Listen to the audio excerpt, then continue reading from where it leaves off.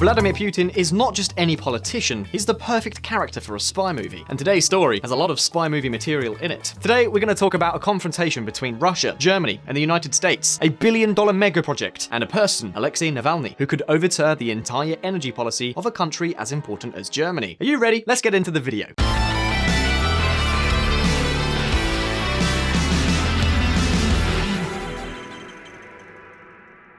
Now, I'm sure that many of you have asked yourself this question. How much real power does Russia have? Remember that we're talking about one of the largest countries in the world, but one which has a smaller GDP than Italy. So, why is Russia so important? One reason is natural gas. Take a look at this map. On this map, you can see how half of Europe depends on Russian gas. Practically all of Central Europe has become accustomed to buying almost all its gas from its eastern neighbour. Russian gas is close and cheap. This includes, of course, Germany, which is 60% dependent on Russian gas. For years, the European Union has been looking for alternatives to diversify gas. However, if the facts are anything to go by, the trend is clear. Germany intends to become even more dependent on Russia. Nordstrom 2 to complete first two branches as soon as June 2021. World Oil. Meet Nordstrom 2, a gas pipeline that directly connects Russia with Germany. With this gigantic pipeline, Germany will be able to guarantee the supply of Russian gas without any problem. The project has cost 9.5 billion euros, and it is nearing completion. The question is Germany really going to be able to finish Nord Stream 2? Well, keep watching, because this whole project is triggering a serious dispute. A dispute between Germany and the United States, and to a large extent, you could say that this project could be ruined by this gentleman that you see on screen.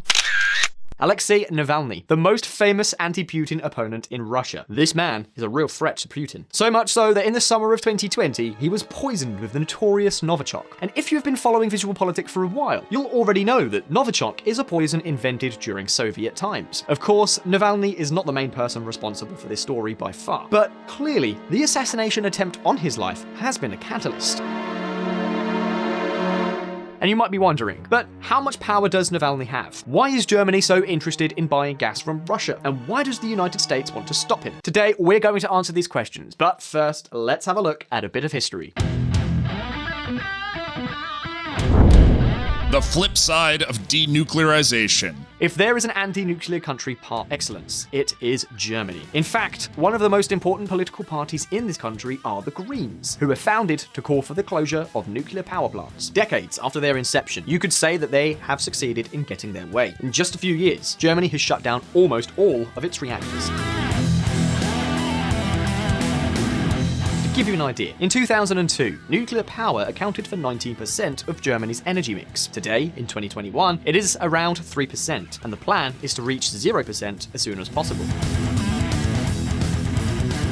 However, Germany is also the largest energy consumer in Europe. So, by going without nuclear power, Germany has to produce more energy from other sources. Well, take a look at this graph.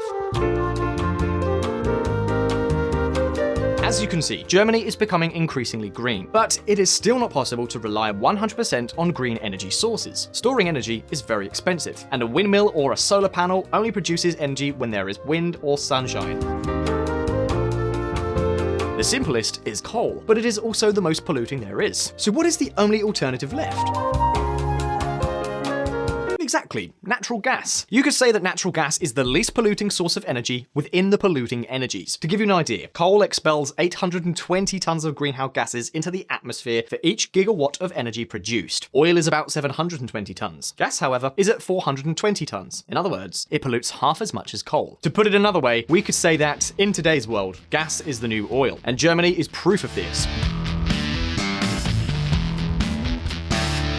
In 1990, they produced 40,000 gigawatts of power from gas. In 2020, they were producing more than 94,000 gigawatts. It is true that, in relative terms, gas represents a smaller percentage of the mix, but don't forget that Germany's energy demand is increasing year by year. To give you an idea, Germany currently consumes 90 BCMs of gas per year. That is 90 billion cubic meters of gas per year. Well, it is estimated that by 2034, it will be more than 110 BCMs. In other words, Germany needs more and more gas. The question is, how do you get your hands on the extra gas? Well, let's take a look at that right now.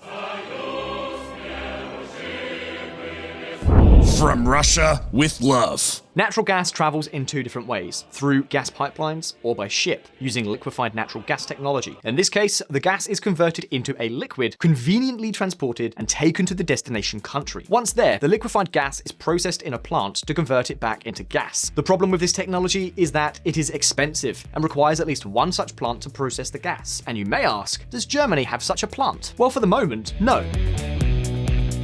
It is true that there are projects to build one, but for the moment, all the gas comes through the pipelines, and 60% of this gas comes from Russia. And take note, because they are not the only ones who buy gas from this country. Look at this map.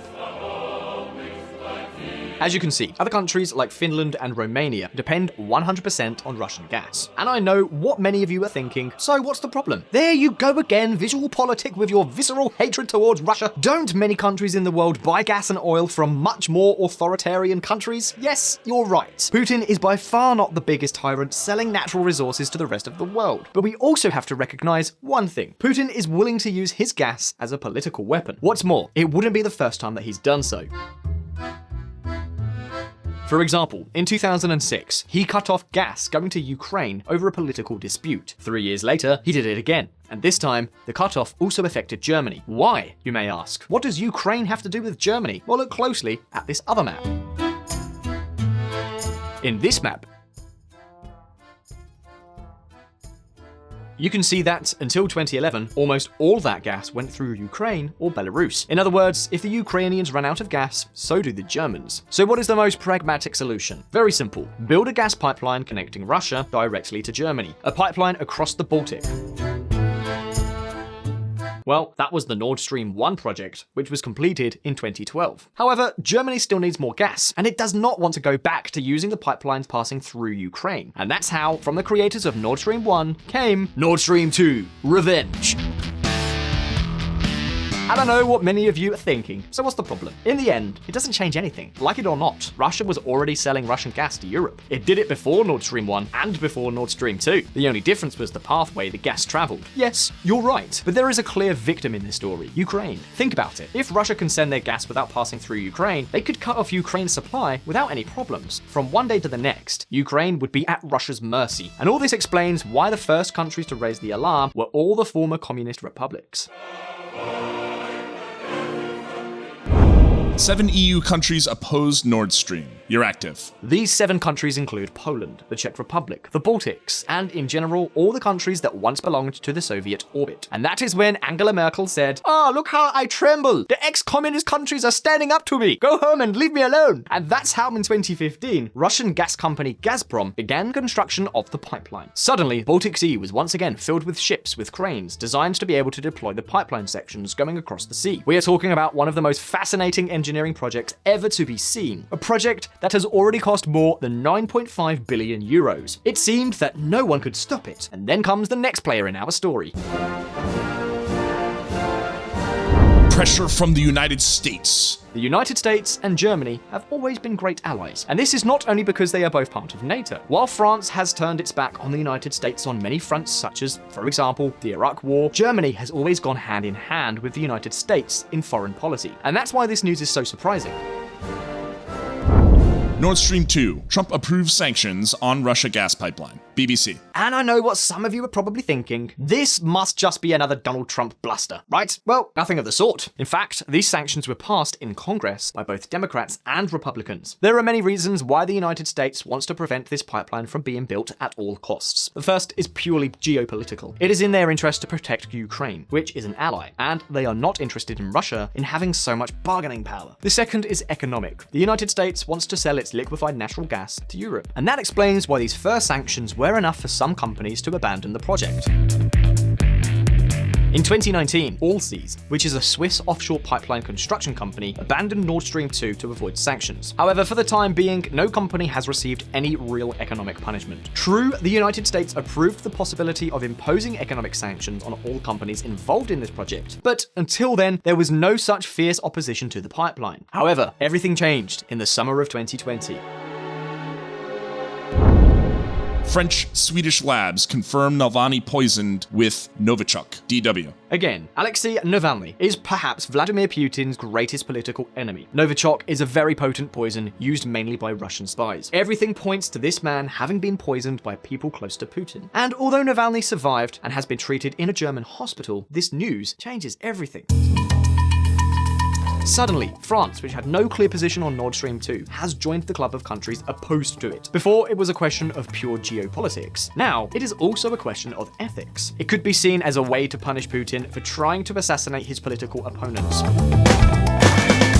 Just as the assassination of Khashoggi has scuppered many of bin Salman's grand projects in Saudi Arabia, the attempted assassination of Navalny could scupper Vladimir Putin's grand energy project. To give you an idea, one of Trump's last measures before leaving the White House was new economic sanctions to stop the project. At the time of making this video, more than 18 companies had decided to abandon the project. And the big question that you may be asking now, is what is Joe Biden going to do? In principle, Biden is against the pipeline, but on the other hand, he doesn't want to take on Germany either. So what is his answer? Well, nothing more and nothing less than to take a stand. Watch this space.